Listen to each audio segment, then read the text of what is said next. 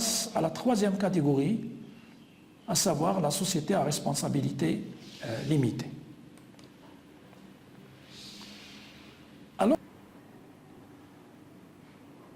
dans cette catégorie, nous avons deux sociétés, la société à responsabilité limitée classique et la société à responsabilité limitée à associé unique. Nous allons d'abord donner quelques généralités sur les sociétés, sur les deux, et puis après, on commencera par la première, la classique, et on enchaînera par la deuxième, c'est-à-dire à associé unique. Alors, la société à responsabilité limitée est constituée par une ou plusieurs personnes qui ne supportent les pertes qu'à concurrence de leurs apports. Les sociétés de banque, de crédit, d'investissement, d'assurance, de capitalisation et d'épargne ne peuvent adopter la forme de SARL. La SARL a un caractère mixte, celui des sociétés de personnes et celui des sociétés de capitaux.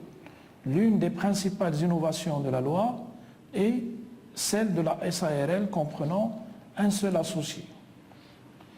On va parler de la constitution de la SARL. Nous avons d'abord les conditions de fond. La capacité commerciale n'est pas exigée.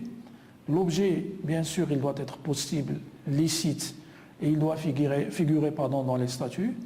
Certaines activités sont interdites à la SARL, telles que les sociétés d'assurance, de capitalisation et d'épargne. Le nombre d'associés, le minimum c'est 1, lorsqu'il s'agit de la SARL associée unique, et le maximum est de 50. Si au cours de la vie sociale, le nombre des associés devient supérieur à 50, la SARL dispose d'un délai de 2 ans pour se transformer en société anonyme. À défaut des régularisations, la société est dissoute. Donc, mais pour la SARL classique, le minimum c'est 2. Le capital de la société à responsabilité limitée est librement fixé par les associés dans les statuts. La dénomination sociale doit figurer dans les actes, les lettres, les factures émanant de la société et destinées aux tiers. Les parts sociales doivent être souscrites en totalité par les associés et intégralement libérées. La valeur des parts sociales doit être égale et ne peut être inférieure à 10 dirhams. Pour le capital, on parle maintenant de 0 dirhams. Les apports en nature doivent faire l'objet d'une évaluation.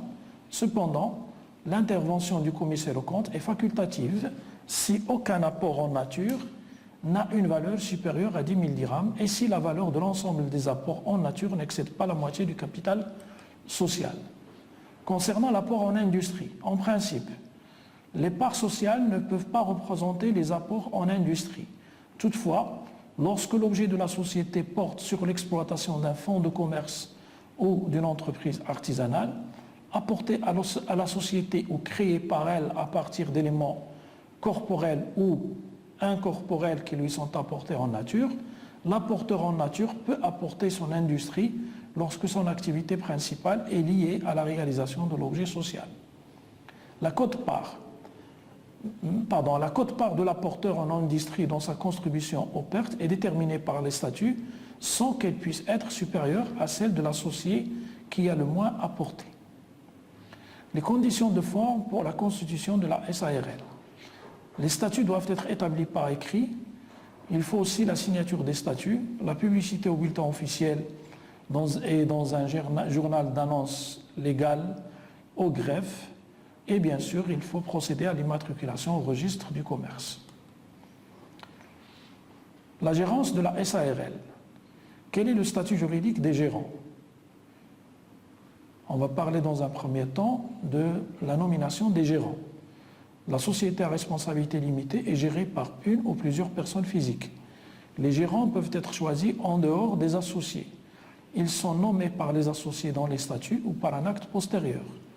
La majorité requise pour cette nomination est celle des modifications statutaires, c'est-à-dire les 3/4 du capital social. La durée des fonctions des gérants. En l'absence de dispositions statutaires, le gérant associé ou non est nommé pour une durée de 3 ans. La rémunération. La nouvelle loi est muette sur le régime de la rémunération du gérant. La décision de fixation du montant de la rémunération doit être confiée normalement à l'Assemblée des associés, à moins que les statuts n'en précisent à la fois le principe et le mode de calcul. On va parler maintenant du cas du cumul avec un contrat de travail. La loi numéro 5/96 est muette sur ce point également. En pratique, rien n'interdit à un salarié de la société d'en devenir le gérant, ni même au gérant de conclure un contrat de travail avec la société qu'il dirige. Encore faut-il que le contrat de travail corresponde à un emploi effectif, c'est-à-dire que le gérant assure une fonction technique. Quels sont les pouvoirs des gérants? La loi numéro 5/96 délimite les pouvoirs des gérants en distinguant les rapports entre associés et les rapports avec les tiers.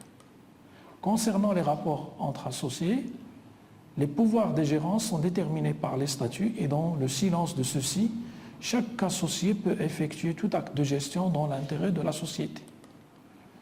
Concernant les rapports avec les tiers, dans les rapports avec les tiers, le gérant est investi des pouvoirs les plus étendus pour agir en toutes circonstances au nom de la société, sous réserve des pouvoirs que la loi attribue expressément aux associés. Les clauses statutaires limitant les pouvoirs des gérants sont inopposables aux tiers. Quelles sont les obligations des gérants? Les gérants doivent établir un rapport de synthèse, l'inventaire, qui sont soumis à l'approbation des associés. Ils convoquent l'Assemblée générale dans le délai de 6 mois à compter de la clôture de l'exercice. Ils envoient ces documents, les textes des résolutions proposées, ainsi que le cas échéant, le rapport du ou des commissaires aux comptes aux associés 15 jours au moins avant la date de l'Assemblée générale. Tout associé peut obtenir communication des livres, de l'inventaire, des états de synthèse, du rapport des gérants, le cas échéant du rapport du ou des commissaires aux comptes et des procès-verbaux des assemblées générales concernant les 3 derniers exercices. Sauf en ce qui concerne l'inventaire, le droit de prendre connaissance emporte celui de prendre copie. Quelle est la responsabilité des gérants? Les gérants sont responsables individuellement, selon le cas, envers la société ou envers les tiers, soit des infractions aux dispositions légales applicables aux sociétés à responsabilité limitée, soit des violations des statuts ou soit des fautes commises dans leur gestion. Si plusieurs gérants ont coopéré au même fait, le tribunal détermine la part contributive de chacun dans la réparation du dommage. Le contrôle de la SARL. L'un des principaux apports de la loi numéro 5/96 est celui de supprimer le conseil de surveillance et le remplacer lorsque certaines conditions sont remplies par l'institution des commissaires aux comptes, alignant ainsi le régime du contrôle sur celui prévu par le droit des sociétés anonymes. Quels sont les critères de désignation des commissaires aux comptes? En principe, dans toutes les SARL, les associés ont la faculté de nommer un ou plusieurs commissaires aux comptes.